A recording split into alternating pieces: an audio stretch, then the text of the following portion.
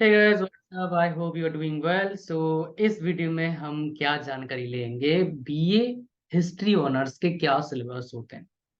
तो मैं कोशिश कर रहा हूँ हर ऑनर्स पेपर का अलग अलग यूनिवर्सिटी से आप सिलेबस उठा के मैं आपके साथ डिस्कस करूँ। लेकिन एक बात सच है, कोई भी यूनिवर्सिटी में पढ़ेंगे आप, जो मेजोरिटी ऑफ द सब्जेक्ट्स होते हैं वो क्या होते हैं, आपका सेम होते हैं। तो आप सिलेबस कहीं का भी देखो, सेम होगा। अभी यूजीसी ने एक नया सिस्टम इम्प्लीमेंट करा है, उसी के बेस पर एक पूरा कोर्स आपको दिखाऊंगा मैं। सो बेसिकली यहाँ पर देख सकते हैं प्लस थ्री मतलब प्लस थ्री किसको बोलते हैं, बेसिकली जो ग्रेजुएशन कोर्स होता है जिसका ड्यूरेशन कितना होता है, 3 साल का होता है। तो हमारा जो हिस्ट्री ऑनर्स का कोर्स कितने साल हो गया, 3 साल हो गया।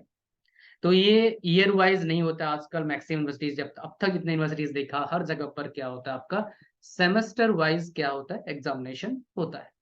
तो यहाँ पर सेमेस्टर है, यहाँ पर क्या है, सीबीसीएस मतलब क्या होता है, क्रेडिट बेस्ड बेसिकली आपका पढ़ाई होता है। तो ये कैसे होता है मैं आपको समझाऊंगा, ठीक है।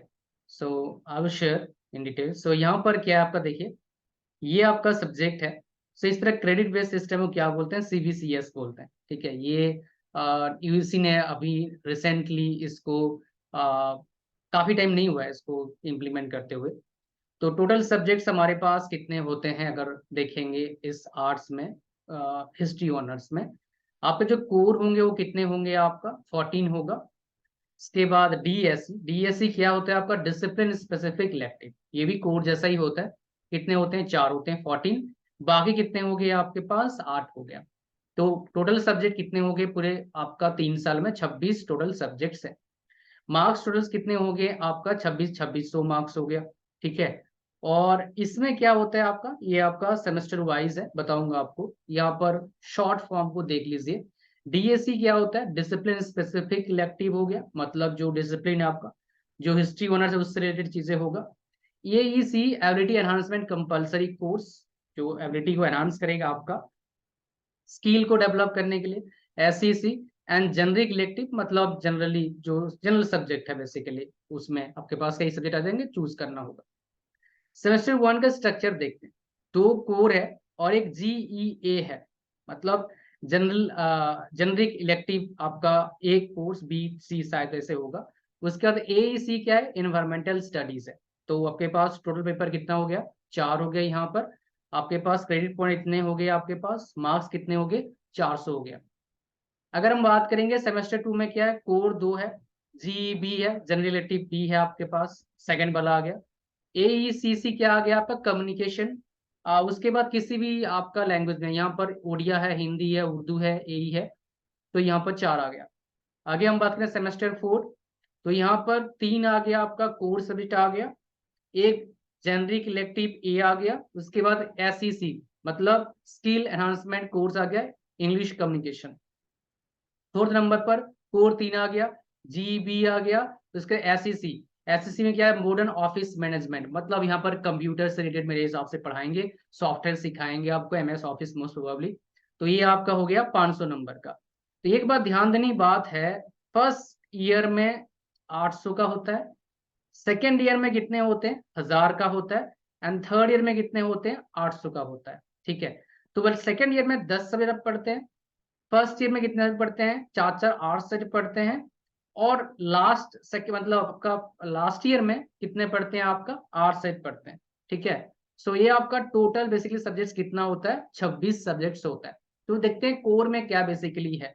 तो यहाँ पर देखिए कोर 1 2 3 4 5 6 ऐसे है, कोर 1 2 3 करके लास्ट में 14 12 14 होगा वजह से, यस कोर का 14 सब्जेक्ट है।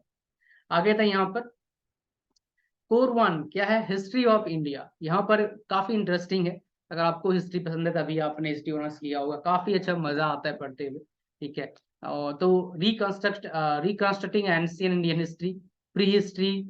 उसके बाद आपका advent of food production, food production के बारे में नॉलेज यहाँ पर है। उसका हड़प्पा काफी अच्छा है, Harappa civilisation, culture in transition, ये काफी अच्छा है, यहाँ पर ही पढ़ेंगे आप। उसके बाद कोर 2 में क्या पढ़ेंगे, social formation, culture patterns, culture of the ancient world. तो यहाँ पर ब्रॉन्ज सिविलाइजेशन है, एंशियंट ग्रीस के बारे में पढ़ाया गया है, सेंट्रल एंड वेस्ट एशिया के बारे में पढ़ाया गया है, आयरन के बारे में, आयरन का स्टार्टिंग बताया गया है। ब्रॉन्ज के बारे में बताया गया है, चाइना के बारे में, मेसोपोटामिया के बारे में, इजिप्ट के बारे में, राइट, इनके बारे में बताया गया है। ठीक है, आगे हम बात करेंगे इसके बारे में, हिस्ट्री ऑफ इंडिया टू, जो हिस्ट्री ऑफ इंडिया फर्स्ट था, सेकंड आ गया, इसमें इकोनॉमी आ गया। उसके बाद यहाँ पर 300 BCE to CE, before common before common era, और सी मतलब क्या होता है, कॉमन एरा होता है। ठीक है, चेंजिंग पॉलिटिकल फॉर्मेशन है, टूवर्ड्स अर्ली मेंडलीव इंडिया आ गया, religion, philosophy and society, cultural developments आ गया, ये आप पढ़ाया जाएगा इसमें। नेक्स्ट हमारे पास क्या, social formation and cultural patterns of the medieval world, Roman Republic. अब उसके बाद religion and culture, ancient Rome and economic development Europe from 7 to 14 century. भाई लूट के ले गए बहुत सारी चीजें हमारे इंडिया से, ये इंग्लैंड वाले और भी हैं, है ना। Religion and culture in Mendeleev Europe, उसके बाद societies in central Islamic states, lands है। ठीक है, सो यहाँ पर तीन चीजें का है इस यहाँ पर है। उसके बाद हिस्ट्री ऑफ इंडिया थर्ड में क्या पढ़ेंगे, studying early medieval, political structure, उसके बाद trade, religious and culture development. ठीक है, यहाँ पर भक्ति है, उसके बाद कंडीशन ऑफ बुद्धिज्म है, जैनिज्म है। ठीक है, सो ये आपके पास चीजें आगे, rise of the modern West, ये आपके पास 1 2 3 4 5 आपके पैटर्न आ गया। यहाँ पर और चीज बताऊंगा, अब तक आप वीडियो देख रहे हैं तो डेफिनेटली कुछ टिप्स देना पड़ेगा। भाई कोई भी यूनिवर्सिटी में पढ़ रहे हैं, आपके यूनिवर्सिटी का एग्जामिनेशन को, पैटर्न को अच्छे से देख लेना कि 100 नंबर का थ्योरी हो रहा है या फिर 100 नंबर में 80 असाइनमेंट हो रहा है, 20 असाइनमेंट हो रहा है। और जो असाइनमेंट और थ्योरी होता है उसमें से दोनों मिला के पास होना होता है या फिर अलग अलग पास होना होता है। पासिंग मार्क्स कितना है, 45 होगा मोस्ट प्रोबेबली ऑनर्स पेपर में, और विदाउट ऑनर्स में 33 होगा। Rise of the modern West, जो वेस्ट है उसका राइज कैसे हुआ, कैसे वो भाई खतरनाक लेवल का ग्रोथ करे, उसके बारे में बताया गया है ना।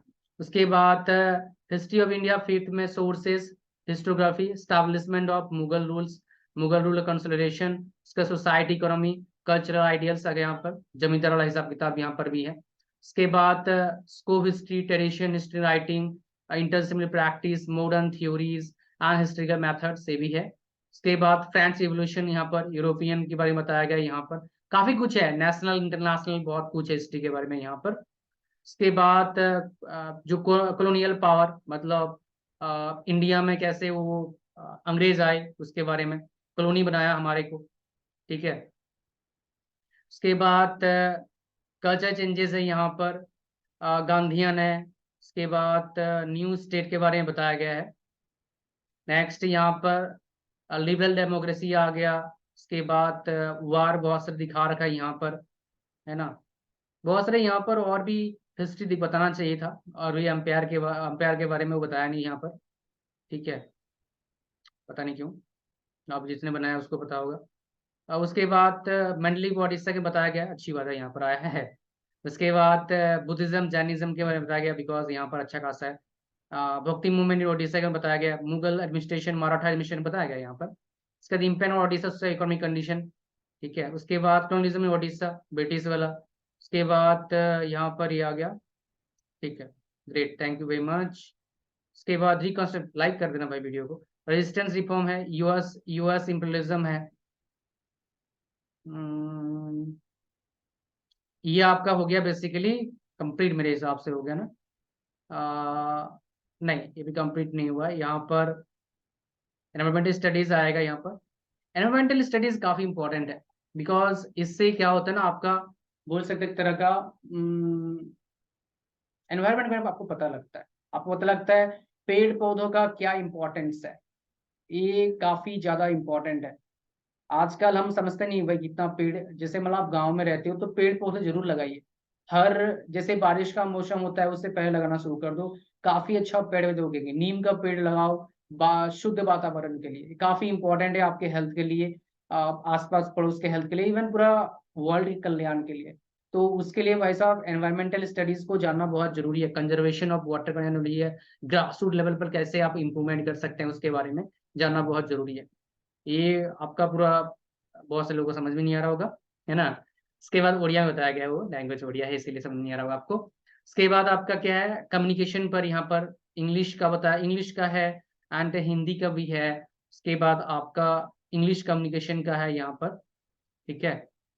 फिर उसके बाद क्या गया, मॉडर्न ऑफिस मैनेजमेंट, मैं बताया था आपको, देखते हैं क्या क्या पढ़ा रहे हैं आपको। ऑफिस पढ़ाते हैं वो, ऑफिस के बारे में। और यहाँ पर ऑफिस जॉब्स में क्या क्या चीजें चाहिए होते हैं बताया था। रिकॉर्ड्स कैसे रख सकते हैं, फाइल को कैसे रखेंगे, ये सब काफी बढ़िया चीज है। उसके बाद मेल्स के कैसे मेल को हैंडल करेंगे आप, ठीक है। उसके बाद डॉक्यूमेंट्स एंड रिपोर्ट राइटिंग, कैसे डॉक्यूमेंट मतलब डॉक्यूमेंट के बारे में बताया गया यहाँ पर। उसके बाद 5WH प्लान के बारे में बताया गया है। सुपरवाइजर स्किल्स के बारे में बताया गया है। And communication meaning process communicating tools types barriers, ठीक है। उसके बाद रिलेशनशिप एंड मोटिवेशन का बताया गया। तो यहाँ पर MS ऑफिस के बारे में बताया, सिखाया नहीं जा रहा है, बट वो सिखाना चाहिए मेरे हिसाब से, but that's okay. Because office management में MS ऑफिस बहुत जरूरी है। बिकॉज आप आजकल क्या हो सकता है उसके अंदर होगा, उन्होंने डिटेल बताया नहीं। मॉडर्न ऑफिस मैनेजमेंट आजकल सॉफ्टवेयर का यूज करते हैं मैक्सिमम लोग। तो अगर सॉफ्टवेयर का यूज आपने नहीं सीखा तो भाई ऑफिस मैनेजमेंट आपके लिए बहुत मुश्किल आएगा। इसके बाद आपका इंडियन इकोनॉमी के बारे में बताया गया यहाँ पर, पूरा हिसाब किताब यहाँ पर इंडियन इकोनॉमी का यहाँ पर है। उसके बाद इंडियन इकोनॉमी 2 है यहाँ पर। क्या रिफॉर्म्स है भाई हमारे इंडियन इकोनॉमी, पता है जब 1200 ईयर के करीब, 1100-1200 ईयर के हम एक सर्वे हुआ था, वर्ल्ड का हमारे पास 60 से 70% शेयर था इकोनॉमी का। मैं एग्जैक्टली आपको कभी बताऊंगा इसके बारे में, एक बार पढ़ा था कहीं। उसके बाद क्या हुआ, धीरे धीरे डाउनफॉल होता गया। जैसे जैसे इन्वेजन होता गया इंडिया का, लोग आए लूट के ले गए, कोई लूटा कोई कुछ और करा। सो वैसे ही हमारे डिग्रेडेशन होता रहा, लेकिन डेफिनेटली आगे हम बढ़ेंगे अब, सारे अगर एफर्ट डालेंगे तो। Vision of education in India, issues and concerns आ गए यहाँ पर। उसके बाद एंड आपका असेसमेंट एंड इवेल्युएशन टेक्निक्स आ गया यहाँ पर, ये सारी चीजें हैं, ठीक है। इवेल्युएशन टेक्निक्स को यहाँ पर सिलेबस पूरा बताया गया है, ठीक है। उसके बाद हिंदी का यहाँ पर ऑलरेडी दे रखा है इन्होंने, हिंदी का बताया था आपको। उड़िया का भी है यहाँ पर, उड़िया लैंग्वेज का भी है, हिंदी का भी है। And then academic writing and composition यहाँ पर आ गया। उसके बाद writing for the electronic media, ये कैसे इलेक्ट्रॉनिक मीडिया में writing, online journalism, website content writing, writing for the web, email, blogging, काफी अच्छा। ये तो मेरा इंटरेस्टिंग टॉपिक है भाई। इसके बाद similarities difference between writing for print media, new media, definition, function, copy writing, writing for commercials. ये काफी अच्छा सब्जेक्ट है बेसिकली। अगर जनरल इलेक्टिव 2 की बात करेंगे, ये सही में अमेजिंग, आप बोल सकते हो एक तरह का सिलेबस बताया गया। बिकॉज ये नीड है, इनके बेस पर पूरा मार्केट चल रहा है, काफी अच्छा है। इसके बाद general feminism and theory practice है आपके पास, ठीक है। ये काफी सब्जेक्ट उन्होंने दिया है। गवर्नेंस इश्यूज एंड चैलेंजेस, ये भी आपके पास है। उसके बाद सोशोलॉजी का पूरा सिलेबस इन्होंने दे रखा है, ठीक है। यहाँ पर सोशल कंट्रोल के बता रखा है। Formal and informal, formal informal काफी अच्छा है, एजेंसीज ऑफ सोशल कंट्रोल यही बता रखा है। एंड इंडियन सोसाइटी के बारे में बता रखा है, काफी अच्छा है, ठीक है, बहुत अच्छा है। जैसे आपका composition of Indian society, caste, tribe, religion, language, unity and threats to national integration, ये काफी इंपॉर्टेंट है। आपको जानना बहुत जरूरी है। एंटी नेशनल कौन कौन से फोर्सेस हमारे इंडिया में काम करते हैं, आउटसाइड और इनसाइड, इनको जानना बहुत जरूरी है आपके लिए। बिकॉज आप एक सिटीजन है इंडिया के। सो हिंदू सोशल ऑर्गेनाइजेशन है, based of Hindu social organisation, varna, उसके बाद ashrama, purushartha, doctrine of karma, तो marriage and family in India, ठीक है, काफी अच्छा है। जैसे forms of Hindu marriage, the Hindu joint family, काफी अच्छा है। उसके बाद marriage and family among the Muslims, change in institutions of marriage. उसके बाद caste system in India, origin, features, functions, caste and class, dominant class, okay. Social change in modern India.